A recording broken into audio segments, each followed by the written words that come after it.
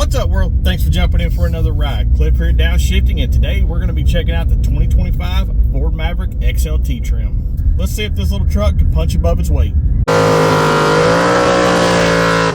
Now, the Ford Maverick has received some significant updates for 2025, but before we get into that, let's talk a little bit about history. Now, the Ford Maverick namesake comes from a car from the early 70s, and it was revived as a small pickup truck. And let's remember that at one time, the Ford Ranger was Ford's compact pickup truck. Now the Ford Ranger has evolved into a midsize pickup truck, and the Maverick has now taken over basically the only pickup truck in the compact truck market. Now with that, let's talk about the exterior styling of the Ford Maverick pickup truck. In my opinion, the Ford Maverick doesn't sacrifice anything when it comes to style and versatility, but the Ford Maverick does have its place in the lineup for a particular consumer, and we'll talk about that at the end of this video if you'll stick around. Now the color on our 2025 Ford Maverick XLT is space white, and let's take a closer look at some of those features on the exterior. Now Ford has introduced a large selection of unique colors here in the last few years, and let me know if you like the space white. Now the wheels are an aluminum carbonized gray painted wheel. Standard two-wheel drive tire is the Continental Pro Contacts. Now I really do like the bold design of the new 2025 Ford Maverick XLT. Specifically like the grille, and I like the dark blue with the raised white letter for the Ford logo. The headlight features sort of an L design, and note that the amber marker lights are still an incandescent design. Those are not LED. Now on the lower portion of the bumper, we do have an opening for that intercooler. Over on the outside edges of the bumper, we have sort of these plastic inserts, and it's just a rectangle design. Has sort of a textured finish to it. You let me know if you think this is a dud. I know this is supposed to be a budget-minded vehicle, but is this something that Ford should have gone ahead and included some fog lights in? Now, the back of the 2025 Ford Maverick is very much a carryover from the previous design. The primary updates are to the interior and the front. Now, the 2025 Ford Maverick does have some absolutely fantastic features, especially for a smaller budget-minded truck. And just like at the front, we have that dark blue on the blue oval, and the white is a raised white.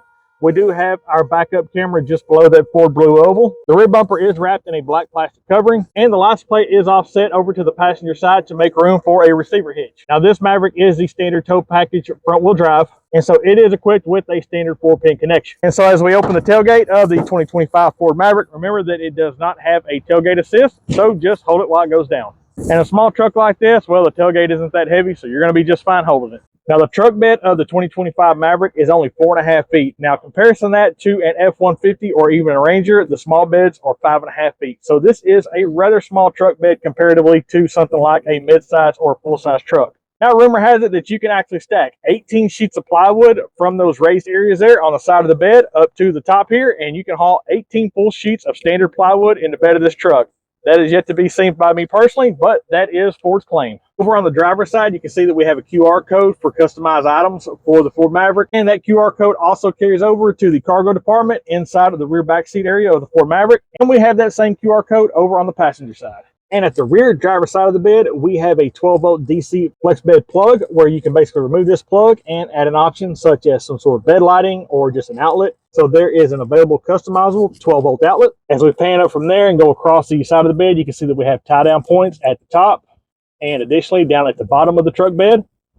And those carry over driver and passenger side. And one cool feature over on the passenger side where that QR code is, if we just turn this knob right here with the lock unlock symbol, we have this small storage compartment on the side of the truck bed. Going across the tailgate, we also have multiple tie-down points at the side. And that is basically all the bed features of the 2025 Ford Maverick XLT. Now, the one thing that I do want to ask you about is the shark fin antenna up at the top. Do you think that's a dud, or is that an okay look for the Ford Maverick? Now, moving back around to the driver's side of our Ford Maverick, we're going to open the fuel fill cap, and you can see that the Ford Maverick does have the capless fuel fill, or what Ford calls the easy fuel. And on the inside of the door, you can see we have instructions for the unforeseen event that you run out of gasoline, and we have the symbol for 87 plus octane. So the question becomes, Cliff, for a compact and supposedly affordable truck, what am I getting for value? So let's check out the interior of this 2025 Ford Maverick XLT. So I always like to make the vantage from the driver's compartment, and so starting over at the left knee area, you can see we have our headlight control. We have the button to open up the fuel fill. We have the cargo light, and we have all of our interior light controls. And as we move up, we can see that we have that blue accent on our horizontal vents. Over on the driver's door panel, those blue accents continue over. We have the gray and the blue, and it actually really is a good color combination. I like that combination. We have a really good ergonomic door handle and our locks. Now, this XLT is equipped with the standard audio package,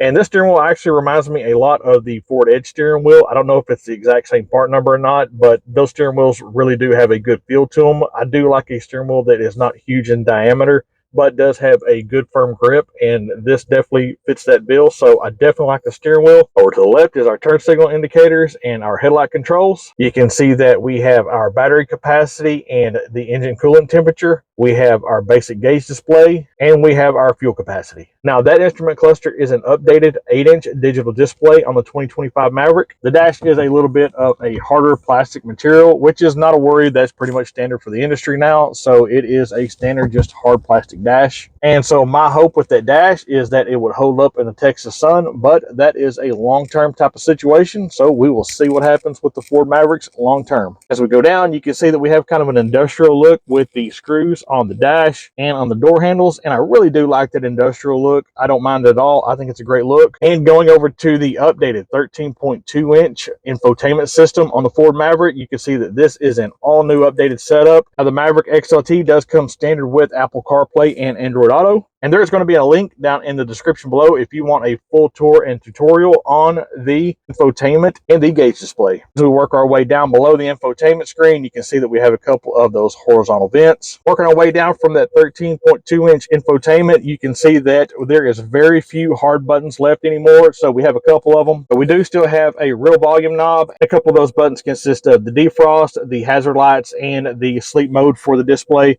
But other than that, everything has moved up into the infotainment system at this point. And down below the couple of analog controls, we have our push to start and a 12-volt outlet.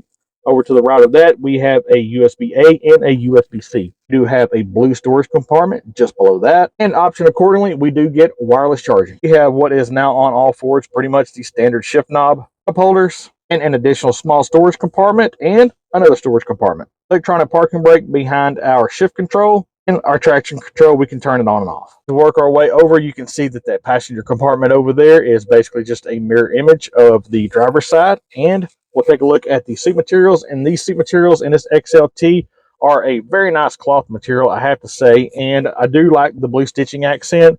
And I have to say that normally I'm not a big fan of random accent colors, but I think they've done a really good job with this. So I definitely like the blue accents. I don't think it hurts a thing, and I think it makes this little Maverick stand out. And on our passenger side, we have the standard glove compartment, and the glove compartment has an absolute ton of storage for any paperwork or any of your tools, items, anything like that to carry extra inside of the cabin. Above and to the front of the driver, we have these small tweeters, and that's pretty cool that the standard XLT audio system has those tweeters in it. We have the standard vanity mirror, and as we work our way over to the overhead console, you can see that we have our dome lights, and those are controlled by an analog switch. We have the Bluetooth speakers and mic there, and we have a standard sunglass holder. Going over to the passenger side sun visor, we have another vanity mirror.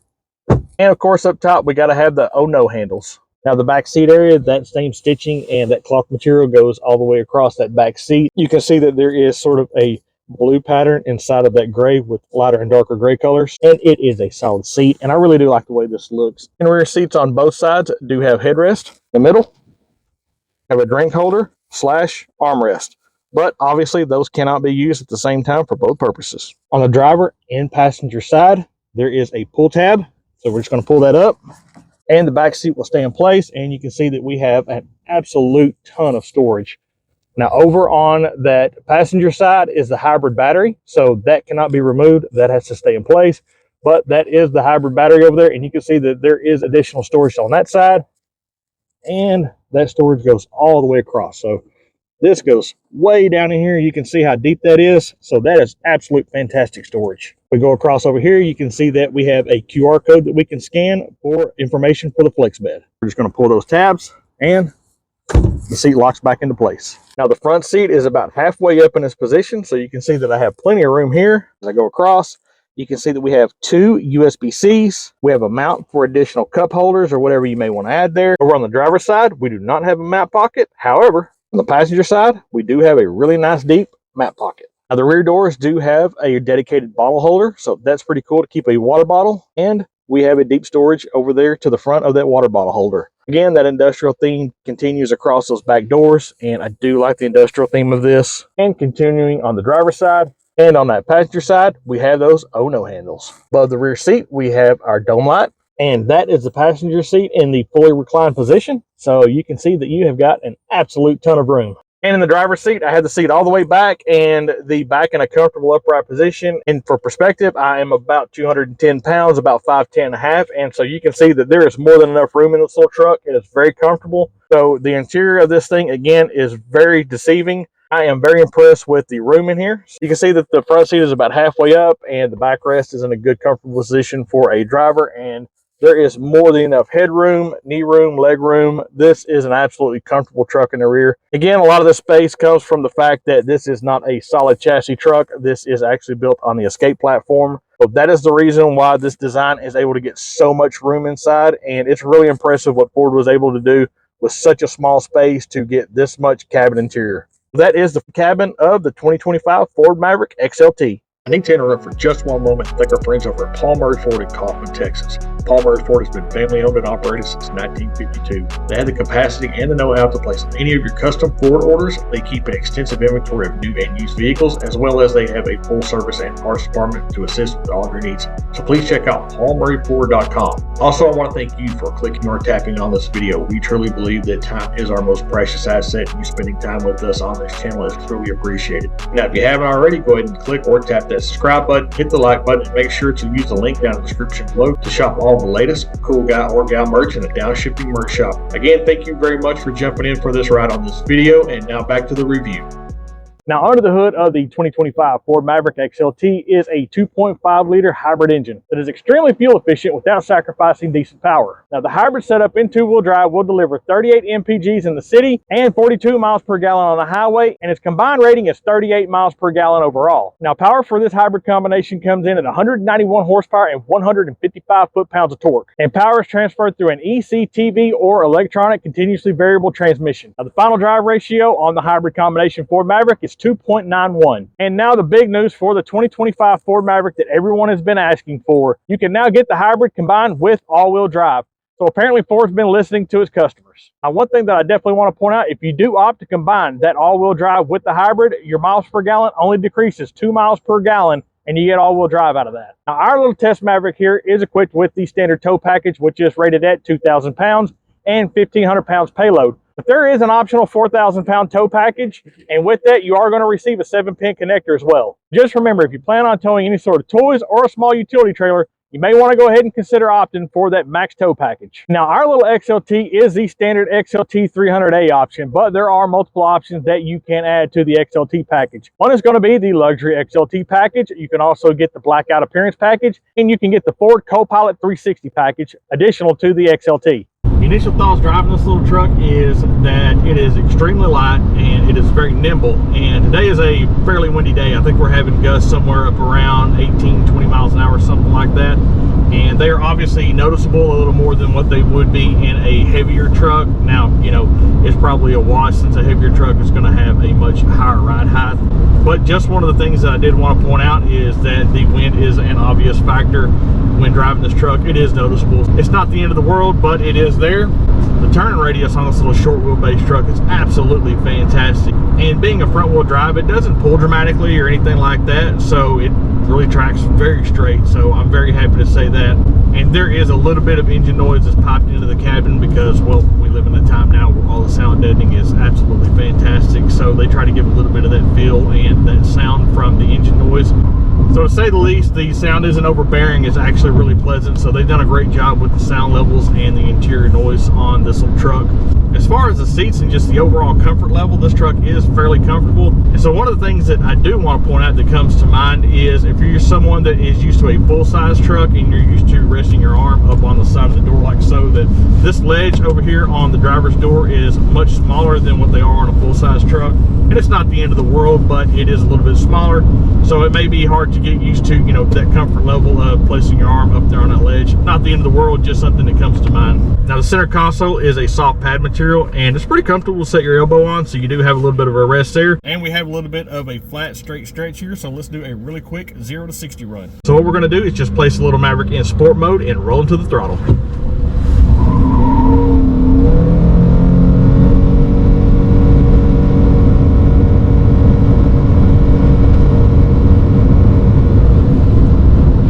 Is our 0 to 60 run, and I have to admit that is a pretty impressive 0 to 60 run for such a small truck. That's pretty awesome. So since Colin and I are used to using this little, what we call our off-road area, and it's nothing big, but it's just not a paved surface, and this truck is definitely not a all-wheel drive or a full-time four-wheel drive. It is a two-wheel drive model, but I thought since it is considered a truck, let's do some truck stuff, and we've kind of drive through this little area. You just see how it does. This thing actually rides really good considering this little bit of terrain right here. And again, it's nothing big, but it's pretty cool to be able to drive through here and just see how the suspension works. So the suspension is actually pretty impressive on this thing, how smooth it is. And Colin even noted how much better this drives, or rides rather, than a lot of the F-150 stuff. So again, built on a crossover platform, I have to say that this thing drives through here pretty impressive. So we've been on a couple of back roads, now up on the highway, so I'm really impressed with the way this little Maverick drives. I'm very happy with it. And again, the cabin interior is what really kind of makes this truck. It's actually way more spacious inside than what you would think looking at this little truck from the outside. And so let's get up here to this little S-curve area, and we'll kind of dive into these turns, and we'll get a feel for how it's going to drive through here. And we'll go through this little sweeping turn. Man, this thing tracks really good, especially for a pickup truck, because you know it's got to be a little bit light on the back. Now, one of the things that I'm personally not a fan of, and it is a good safety feature, I'm not going to say that it's a bad thing because it's not, is the steering assist. And so my personal opinion, I would turn all the steering assist off, and I can tell that it's on right now. So that's just one of those things that is personal preference, but I can definitely tell that it's on, and I don't care for it. But coming through these little sweeping turns is pretty awesome. So we're coming into this 30-mile-an-hour zone. So with this truck being built on a crossover sport utility platform, I have to say that it actually drives more like a car than a truck. If you would think about comparing this to an F-150, a Silverado, or even the Ranger for that fact, it really drives more like a nimble car. And that's pretty awesome. And I was curious how I was going to feel about this having a CVT transmission, but this transmission is actually a little bit different than the traditional CVTs with pulleys and belts. This is actually more like a planetary gear, and so I have to say that I don't mind the CVT at all. It actually drives really well. So on the gas through here behind this little truck, quick acceleration.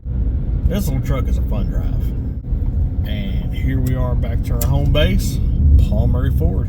Now, before I share where I believe that the Ford Maverick stands in the market, I want to thank our friends over at Paul Murrey Ford, Britt and Chip, and I want to thank Colin behind the camera for helping me out with this video. And so with that, let's talk about where this Maverick stands in the market. So let's talk about what the Ford Maverick is not first. The Ford Maverick is definitely not designed as a larger family vehicle. Let's say if you're even looking for something the caliber of an Escape, an Edge, or considering a four-door F-150 or Expedition, the Ford Maverick is not that. I really think the Ford Maverick absolutely shines is for someone that drives a vehicle for personal and work use, and that is a very large market these days. And here's what I mean by that. If you need to get absolutely fantastic fuel mileage out of a vehicle and you still want the versatility to be able to do small projects around the house, hook up a personal watercraft on the weekends and head to the lake, if you want to be able to tow a small fishing boat, or if you just want to haul some tools and equipment around in the back, this is the absolute perfect vehicle for that. Let me just go over a couple of things that come to my mind that this truck absolutely fits perfect for with someone that wants to do those sorts of activities. If you're a scene reconstruction professional, an insurance professional, an outside insurance adjuster, a real estate agent, all these trades require people to drive their own personal vehicles the majority of the time, and plus be able to utilize those vehicles for whatever family activities they have going on, and I think the Maverick absolutely knocks that out of the park. Obviously, there are going to be different trim levels for those different applications, but overall, I think that's where the Ford Maverick fits. And that wraps up our video for the 2025 Ford Maverick XLT. So listen, I really do hope you got some good information out of this video, or I hope you just enjoyed hanging out with us today at Paul Murrey Ford. If you have, please do me a huge favor. If you haven't already, hit that thumbs up button, hit that subscribe button, and as always, jump in for another ride.